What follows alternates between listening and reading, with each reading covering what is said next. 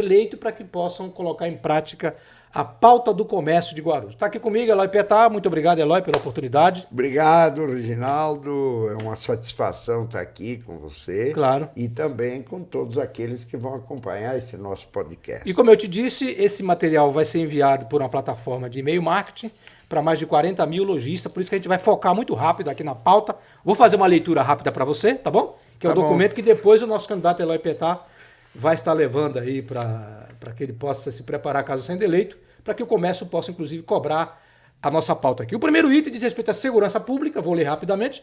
Apoio a uma integração maior entre as forças de segurança e a implantação ou aumento do uso de tecnologias, de novas estratégias que ampliem a proteção da cidade. E um destaque, Eloy, essa pauta, a FEComércio, que é a Federação do Comércio do Estado de São Paulo, ela criou uma pauta para todas as prefeituras do estado. Então, cada sindicato patronal está conversando com os candidatos com base nessa pauta que a FEComércio, Federação do Estado de São Paulo, tirou. E aí nós colocamos alguns itens aqui de interesse local, né? O assunto também é zeladoria urbana, tópico muito atrelado à segurança pública. É preciso incrementar as ações de zeladoria para garantir a plena eficiência na prestação de serviços públicos do município. Depois tem o combate ao comércio ambulante, é um tema espinhoso, delicado. A gente tem muita aí demanda do comércio, em que o comércio ambulante, em especial aqui no centro da cidade, ocupa os espaços na porta de loja, atrapalhando o comércio legalizado, enfim. É um tema complicado, porque requer política social, política pública, mas é uma pauta do comércio também. Capacitação profissional, que é o item 4, aumentar a eficácia dos gastos com educação e que, consequentemente, resultará em melhora na qualidade do ensino, investir e formar parcerias com o setor privado para o avanço do programa de ensino voltados ao empreendedorismo. Depois temos a mobilidade urbana e o desenvolvimento local, investir em transporte público, incentivar o uso de meios alternativos de locomoção. Depois o item 6, população em situação de rua, que é um tema extremamente delicado também, elaborar políticas públicas sociais capazes de erradicar ou ao menos minimizar a situação degradante a que fica exposta a população em situação de vulnerabilidade. O item 7, que é o ambiente de negócios, fomentar a contínua desburocratização do ambiente de negócios para a atração de investimentos. Política de sustentabilidade, estimular os programas de coleta seletiva municipal e apoiar o sistema de logística reversa. Também tem aqui educação para a coleta seletiva, né? O Sincomércio, em parceria com a ONG Cidade Verde, verificou que a cidade tem uma coleta seletiva, porém não há uma campanha permanente do poder público com uma comunicação mais eficaz para mostrar à população que a coleta seletiva precisa ser uma conduta de cada cidadão guarulhense. O item 10, revitalização do calçadão da Dom Pedro, que é uma pauta antiga, né? E por último, o item 11, criação dos corredores do comércio, Eloy. A discussão qual é? É que fala muito do comércio local, do centro da cidade e tudo, mas a cidade é muito grande. A gente tem comércio em todos os lugares de Guarulhos, né? Taboão, Pimentas, Bom Sucesso, Vila Galvão, Cocaia, em todas as regiões a gente vê que há uma migração natural do comércio para essas regiões. Então, olha, e você com a palavra, nós temos aí meia horinha para a gente debater esse assunto e depois a gente caminha para os lojistas essa pauta. Muito bem, obrigado novamente, Reginaldo Sena. Obrigado a você que nos acompanha.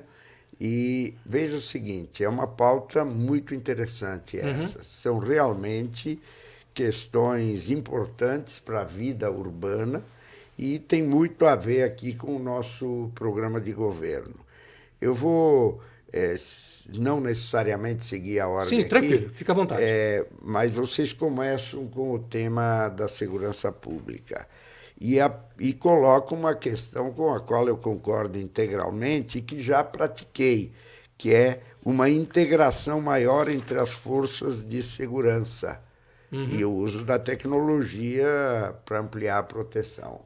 Veja o seguinte, por que eu digo que eu tenho a ver com essa pauta?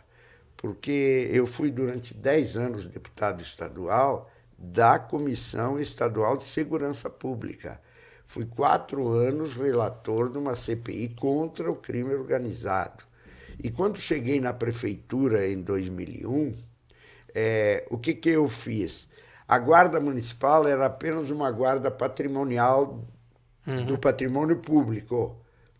Eu a transformei numa guarda de segurança das pessoas, que é uma espécie de polícia municipal. Né? Então, e aí o que a gente fazia e vou voltar a fazer? Todo mês nós nos reuníamos né? Eu, inclusive, prefeito, me reunia com os comandantes da Polícia Militar, os delegados responsáveis pela Polícia Civil, né? Especialmente o delegado seccional, mas outros delegados também, o comandante da Guarda Municipal e o secretário municipal de segurança, o responsável pela Polícia Rodoviária Federal e mais os representantes dos conselhos comunitários de segurança, porque a população tem que ter seus representantes também, e a gente avaliava como é que estava a situação da criminalidade em cada região da cidade. E aí buscávamos tomar as providências, seja através de uma investigação maior da Polícia Civil, seja através de uma presença ostensiva maior da Polícia Militar ou da Guarda Civil Municipal, e isso deixou de existir, né? Então, eu vou retomar isso agora naquilo que se chama GGI, que é um gabinete de gestão integrada de segurança pública. Isso porque está numa lei nacional hoje, para você ter recursos federais do PRONASSE, que é o Programa Nacional de Segurança com Cidadania, você tem que ter na cidade um gabinete... O governo local hoje não tem esse gabinete? Tem, mas não funciona, entende? Por quê? Porque tem que ter a vontade do prefeito, a participação dele, tem que ser periódico. Nós fazíamos mensal, você imagina, porque você não pode fazer anual, Claro. Então, com as estatísticas criminais. Então, nós vamos fazer isso e já pego um outro tema que está aqui adiante, que é o seguinte, corredores do comércio. É o seguinte, o comércio do centro é essencial, né? E nós vamos ter um tema específico aqui. Mas o comércio dos bairros... Cresceu muito, né, Eloy? Cresceu muito, e é ali que acontece mais os problemas de assaltos, né, de roubos, né? É ali que acontece. Por quê? Porque o centro sempre é mais movimentado, as instituições de segurança estão por aí, mais perto. Ó, aqui pertinho do centro de Guarulhos tem o 15º Batalhão da Polícia Militar, né?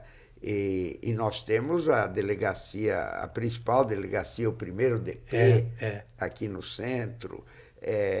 E nós temos também a presença da Guarda Municipal. Então, na verdade, é o seguinte, não quer dizer que o centro não deva ser protegido, claro. Mas onde está a maior vulnerabilidade é lá nos bairros, né? E principalmente em determinados horários, assim, você pega lá 10 da manhã, 3 da tarde. Você sabe que tem um dado interessante, se a gente pode, além de cuidar do centro, mas também dar um olhar para os bairros, a gente pode incentivar, para quem quiser, claro, para o lojista abrir a loja no domingo, por exemplo, ele vai gerar mais empregos. Mas por que às vezes ele não abre? Porque ele não se sente seguro. Então, se você tem uma avenida de comércio, em que a prefeitura vai ali, coloca o trânsito, cria um ambiente para que as pessoas possam circular, a tendência é que eu vou abrir hoje no domingo. Tá bom, tem a guarda municipal. Pelo menos até as 2 da tarde, Isso, que é um horário... Porque, na verdade, o domingo funciona mais, é das 10 da manhã às 2 da tarde. Tão somente, E as Exceto pessoas... restaurantes e tal, que tem uma E vir para shopping é mais característica, caro, né, Eloy? Você sabe que aí se o cara não tem carro, tem E- carro de estacionamento. E no domingo, a condução é mais rara. É mais rara, É a tem esse condução detalhe. coletiva. É o menos transporte, coletivo. Então, é o seguinte, a questão da segurança pública, ela tem que ter um olhar especial também para os centros de bairro, os centros comerciais de bairro. E tem tantos aqui em Guarulhos. Nossa, eu tenho andado muito. Se você pega a região dos Pimentas, você tem vários centros comerciais na mesma região, né? Você pega ali a Juscelino Kubitschek em vários pontos dela. Você tem o Labra, a Brumati, alguma coisa de Brumati? A José Brumati, José no Brumati. Labra, é um imenso centro comercial, mas lá em cima tem o centro comercial da Ponte Alta. Da Ponte Alta também, E assim vai. Quer dizer, todas as... e você pega, por exemplo, lá no Bom Sucesso, o centro comercial da Vila Carmela. Vila Carmela, E tem outros centros comerciais. O centro comercial ali... onde tem o supermercado Nagumo também. Muito forte também. Tem vários centros comerciais E, portanto, a prefeitura é muito ausente. Você não vê uma pessoa da prefeitura presente. Felizmente, a população meio que tem uns certos costumes que termina, digamos, respeitando regras e tal, mas nem sempre respeita a regra. Nem sempre respeita a regra. Nem sempre. O poder público tem que estar ali Por isso presente. tem que estar ali. Ó, e eu sempre digo o seguinte, tem que estar presente primeiro para orientar, né? Fiscalizar sem multar, né? E depois, claro, que numa reincidência... Na reincidência não vai ter jeito. O poder público tem que usar o teu poder de polícia também. Porque senão vira uma bagunça. Isso. E olha, outra coisa importantíssima para o comércio são os estacionamentos. É grave. A possibilidade de estacionar. Porque hoje, depois da pandemia, já era antes, mas depois da pandemia se intensificou muito o uso do automóvel. E as pessoas, elas querem estacionar mais ou menos perto de onde vão vão comprar alguma coisa. E às vezes não tem lugar para parar o carro. E não tem lugar para parar o carro. E está acontecendo uma coisa no centro da cidade, que é as vagas vazias da Zona Azul. Por que isso aí foi mal resolvido. Por que está vazio, na tua opinião? Porque o pessoal não está querendo pagar, né, o estacionamento na Zona Azul. Né? Então, prefere manter nos estacionamentos. Por quê? Porque lá tem segurança. É fundamental. E na Zona Azul.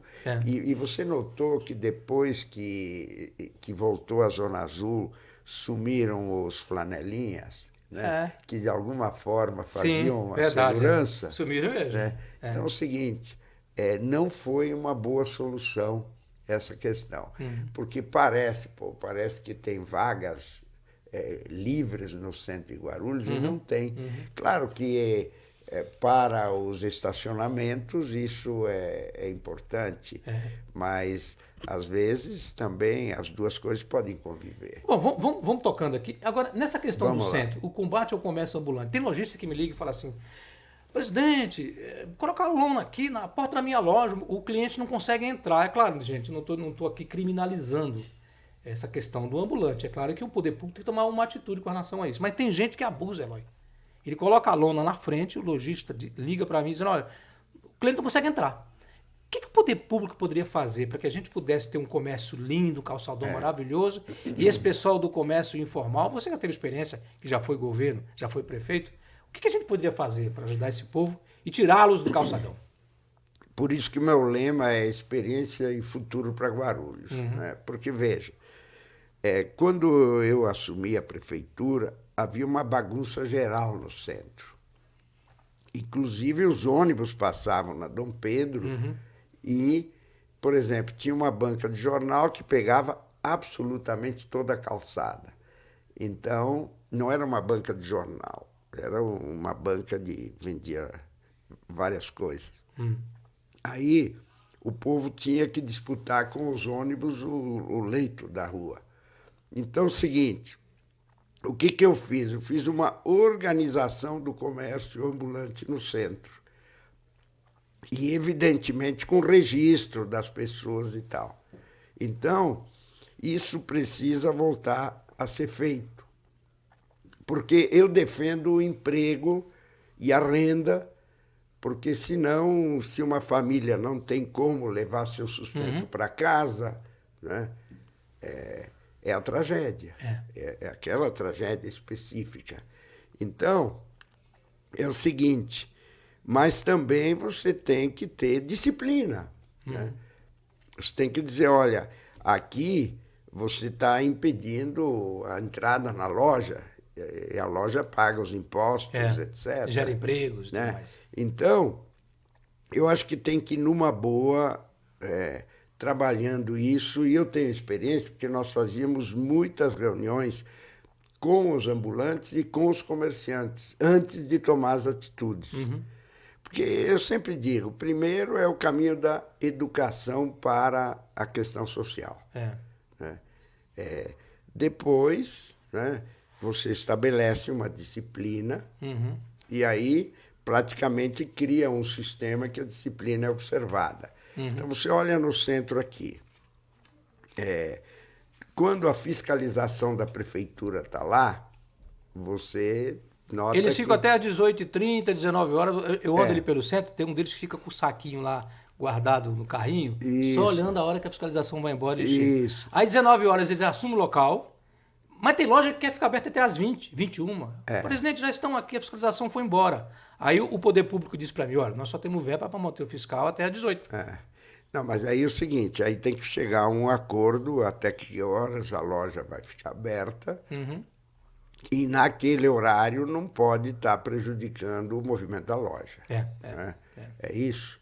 Então, vai ter que ter muito diálogo. Eu sou o cara, o prefeito do diálogo, da busca de consensos, né? Porque se você não buscar o consenso, vai ter uma indisciplina grande, o conflito... A violência gera conflito desnecessário. E aí o conflito gera violência. Então é o seguinte, tem que ter muito diálogo com todos os setores. Com o setor que é o comércio, estabelecido, regulamentado, que paga seus tributos e tal, e aquele setor que a pessoa tenta sobreviver. No passado, discutia muito, vamos fazer um bolsão, lembra disso? Que tinha propósito, vamos fazer um bolsão para ambulante, né? Vai ficar perguntando onde, né? Vai colocar um bolsão e aí eles não queriam, né? Porque ficaria centralizado num lugar só. Isso. Esse é um problema muito sério. Porque a característica do comércio é onde há movimento. Né? Você vai criar bolsão onde não tem movimento. Um comércio numa rua deserta. Mas nós temos que resolver. Isso é um problema muito sério que a gente tem que encontrar solução. E, aliás, viu a importância do sindicato do comércio varejista é justamente porque vocês são, digamos, os representantes daquele o elo conjunto, de comunicação. É isso, com a prefeitura. Então, como a gente faz com a questão da segurança, e eu falei aqui, a gente pode fazer e deve fazer também com essas outras questões. Perfeitamente. Vamos contar muito contigo, caso seja eleito. Periodicamente, a gente dialogar. Melhorou? Essa medida deu certo? Não deu certo? Vamos chamar os atores envolvidos, Vamos de novo para uma discussão. Eloy, um outro assunto importante que é a capacitação profissional. A cidade tem mudança, Guarulhos foi muito forte. Você, melhor do que ninguém, sabe disso, né? O histórico industrial de Guarulhos, de repente, aí vem o aeroporto, vem logística, vem serviço, tudo mais. Como é que a gente capacita essa mão de obra? Eu queria falar um pouquinho do CTMO, né? Sim. Que sempre foi uma simbologia da capacitação profissional da cidade de Guarulhos. Aliás, você foi secretário adjunto do trabalho. Isso. O que você pensa hoje no seu próximo, caso seja eleito?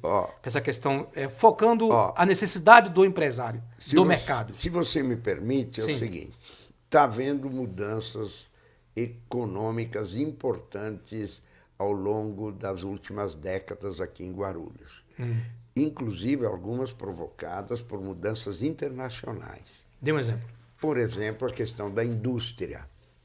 Você pode ver que nos próprios Estados Unidos, né, houve uma repercussão da transferência de indústrias para a Ásia. Né?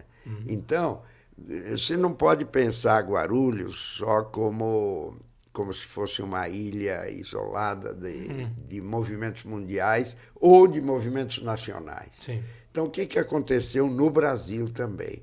Foi uma transferência de muitas indústrias da região metropolitana de São Paulo para Manaus, né? Que lá tem isenção de tributos e tal. E houve a guerra fiscal que levou uma transferência, uma guerra fiscal entre estados. Sim. Não foi entre municípios. Não está bem resolvida essa situação. Não foi entre municípios. Que gerou uma transferência muita de indústrias de São Paulo para o Nordeste, também por causa do desenvolvimento do Nordeste, muito para bom, estar né? mais próximo daquele mercado que cresceu muito, e para Minas Gerais. Muito forte, eu ia dizer isso. Forte. Aqui do lado, de extrema para frente. É isso. Então é o seguinte, isso não está absolutamente no poder da prefeitura municipal. A prefeitura tem que fazer os seus incentivos, como nós fazíamos.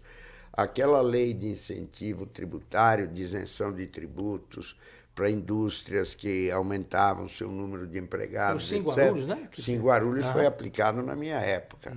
Ele era anterior a mim, mas foi aplicado na minha época.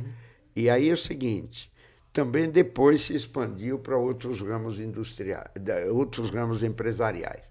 O que está acontecendo hoje? Hoje, o setor que está crescendo muito em Guarulhos, além do comércio, é a logística. A logística. Né? Muito forte. Muito forte. Muito. Então, e a logística, ela não é apenas o transporte de mercadorias, é aquela capacidade técnica de selecioná-las, da rapidez com que elas chegam ao destino. Né? Então, isso tudo exige, inclusive, inteligência artificial, exige alta tecnologia, portanto, pessoas especializadas também. Então, veja, a indústria aqui está sofrendo com falta de mão de obra especializada. E o setor de logística precisa também de mão de obra especializada. Né? E, claro que o comércio, na medida em que o comércio eletrônico, impulsionado tanto pelas mudanças tecnológicas como pela pandemia, né, cresceu bastante. E isso criou, então, uma situação que o poder público tem que entender melhor para agir. Por isso que eu vou começar fazendo um censo econômico da cidade de Guarulhos, para entender a economia local. Né? Ouvindo os atores, empresários, Sim, entidades. E com métodos científicos de averiguação. Tá. Assim como na área do transporte e da mobilidade urbana, a gente pretende e vai fazer um censo de origem e destino, uma pesquisa de origem e destino, né? Para você ver, digamos, como é que, não apenas pelo conhecimento assim físico, né, mas um conhecimento científico dos deslocamentos das pessoas, dos horários de deslocamento. É o nosso próximo item da veículos. pauta, mobilidade urbana e desenvolvimento Isso. local. Você sabe, Então, Eloy, esses dias eu estive lá na região, aquele bairro já perto de Arujá, você conhece tudo ali? Álamo. No Álamo. É. Tem uma logística ali, você com certeza anda muito por lá, muito forte ali. Tem. Eu olho, Eloy, tem um ponto de ônibus aqui, eu andei, sabe, quase 2 quilômetros para o próximo ponto de ônibus, né? Então essa pesquisa, é importante trabalhar em cima de dados, Claro. para que o gestor público possa aplicar o dinheiro de forma correta. Claro. Não adianta você chegar aqui e dizer, não, eu acho, aí você põe dinheiro, não dá resultado, É e aí? isso. Então os dados nas mãos é importante, Claro. porque às vezes o empregado sai da loja ou sai da empresa que ele trabalha, 10 horas da noite, ele tem que andar 500 metros, Eloy, para Qual chegar a até o ponto. grande empresa que não faz pesquisa de mercado? Pois é, todas. Então, não fica só na ideia do no achismo. do que o gerente pensa, do que o diretor pensa. Tem que ver o dado objetivo. Isso, para você agir. Então, nós vamos fazer isso tanto no censo econômico, para entender a situação e as demandas de cada setor. E você vê que o censo econômico vai pegar também isso que nós vimos aqui, dos centros de bairro. Né? Como é que está o pequeno comércio, né?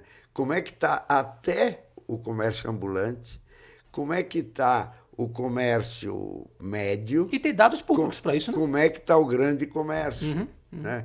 Então, você pega os dados, as declarações que são feitas. Junta comercial, Secretaria da Fazenda do Estado. É isso. O próprio município com o sistema Mas da você viabilidade. faz em loco também. Assim como se fazem as pesquisas de demandas de produtos e as pesquisas que são feitas, até atualmente as pesquisas eleitorais. Sim. Né? Você trabalha por amostragem. Né? Então, se você pegar, por exemplo, 1.000 pequenos comerciantes, né? É um dado importante, você conseguir e tiver conversar, o dado das suas dificuldades, da maneira como ele adquire as mercadorias, né?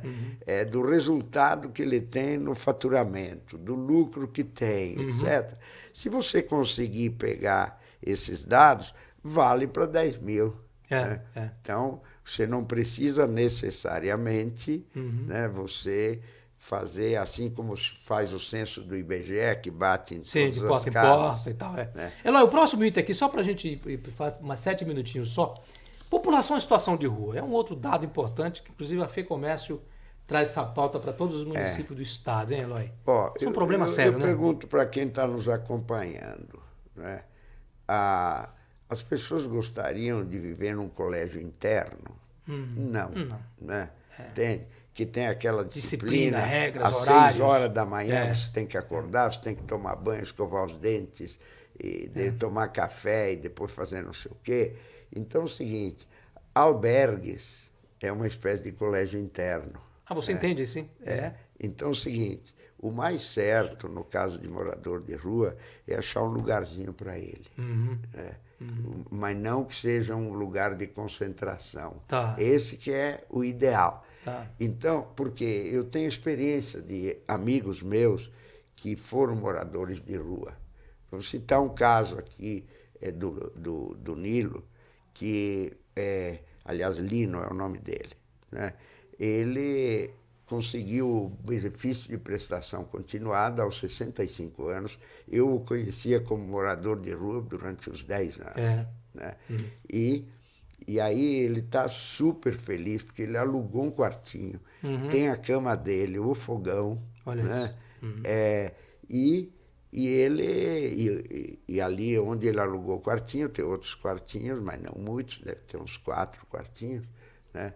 E aí tem o banheiro. E qual é a sua ideia como prefeito? Você vai criar uma modelagem desta? Quero buscar uma solução, ao mesmo tempo que não seja concentração de moradores de rua num determinado o coletivo local. No espaço único. Segundo lugar, avaliar a possibilidade de atividade econômica dos que podem. Cerca de 40%, 50%, se você resolver a situação econômica dele, com trabalho, atividade, ele sai da rua. Né? E também a questão do atendimento psicológico, atendimento na área da saúde, porque tem muita gente que está lá por causa de determinadas dificuldades, às vezes até mentais. Mudando de assunto, ambiente de negócios, né? Como é que uma prefeitura como ente público pode facilitar a vida de quem está abrindo um negócio? Uma coisa é uma exigência, reduzindo enormemente a burocracia. Porque uma coisa é você abrir um negócio de uma indústria química, dependendo do produto, que o poder público tem que tomar mais cuidado para liberar licença. Claro. Posto de gasolina, que você tem que ver o ambiente, o entorno. Outro é um salão de beleza. Não é, Eloy? O cara vai abrir uma loja de roupa. Para que esse cara tem que ter tanto documento? Vai abrir uma entidade. Eu estou agora regularizando uma entidade que eu assumi a presidência, que é a ONG Cidade Verde. Puxa vida, o meu contador foi lá, aí teve que marcar uma agenda, ele voltou lá no dia, nessa agenda, aí mandaram comprar um livro, Eloy, Eloy. Tiveram que comprar aquele livro de capa preta da nossa época, né? Tudo bem que você só tem 40 aninhos, eu tenho 22, mas a gente lembra daquele livro capa preta, né? Eloy, mandaram comprar um livro capa preta. Eloy, abriu. Caramba, ainda tem isso. Eloy, é uma ONG, Eloy, nós não vamos... O que você imagina como ambiente de negócio para respeitar as particularidades? Você já deu a pista, né? Uma coisa é uma imensa empresa, né? Por exemplo, que tem algum grau de risco, que vai criar problemas no trânsito da região, etc., que tem problemas de repercussões ambientais, etc. Então, nós não podemos tratar desiguais de maneira exatamente igual. Né? Então, o pequeno ele tem que ter uma facilidade maior, inclusive para encerrar a empresa, porque tem gente que quando que encerra a empresa é porque está em dificuldades econômicas, aí surge um monte de tarefas que custam e a pessoa nem consegue, depois fica dívida na prefeitura. Então nós vamos ter que fazer uma anistia geral nessa área. É isso que eu ia falar para você, Eloy. Nós precisamos criar alguma política pública que não seja policialesca, porque muita gente, Eloy, abre o seu negócio, ele não tem nem licença de funcionamento. Ele fica ali 5, 10 anos apavorado que a qualquer momento, como é que pode a gente... ter um fiscal lá, uma multa... Como é que a gente cria um ambiente para esse cara procurar o poder público dizendo, olha, aqui não é polícia, tá bom? Mas nós vamos lembrar, você tem que se regularizar. Claro. Porque então tá também na tua ideia essa questão da anistia, de criar um ambiente de negócio para facilitar a vida de quem quer se regularizar, não de quem quer abrir, né? Mas quem já está... fazer uma redução enorme da burocracia. Uma redução enorme da burocracia. Isso Isso é o seguinte, às vezes a pessoa não sabe em que secretaria está o processo dela. Né? Tem que ser o seguinte, tem que ir um só lugar. Ali que tem que resolver todas as questões. E não ficar dizendo, mas não é aqui, é na Secretaria de Desenvolvimento Urbano, não é aqui, é na Secretaria da Fazenda, não é na outra, etc. Tem que ter uma porta de entrada e uma porta de resposta. Né? A mesma porta de resposta. Perfeito. Para a pessoa não ficar andando de um lado para o outro. Perfeitamente. Tá bom. Vamos lá. Política de sustentabilidade e também educação para a coleta seletiva. Eu vou unir as duas perguntas. Aqui tem questão do IPTU verde, né? Como é que a gente investe na logística reversa. Guarulhos tem a coleta seletiva? Mas é fraquíssima. É fraquíssima.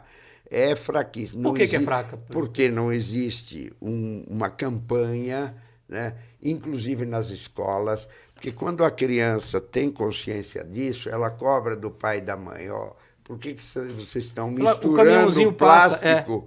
Vocês estão misturando plástico com casca de banana. Eu comentava agora há pouco com outro candidato, dizia o seguinte, no bairro que eu moro, eu separo o lixo e lá aquele caminhão passa às quartas-feiras, né?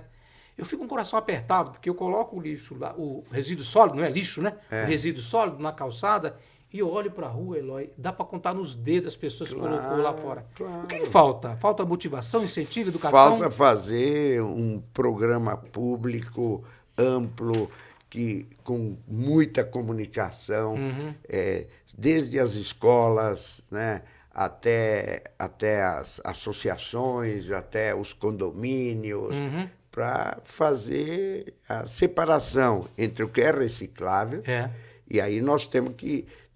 o reciclável... As cooperativas também, né?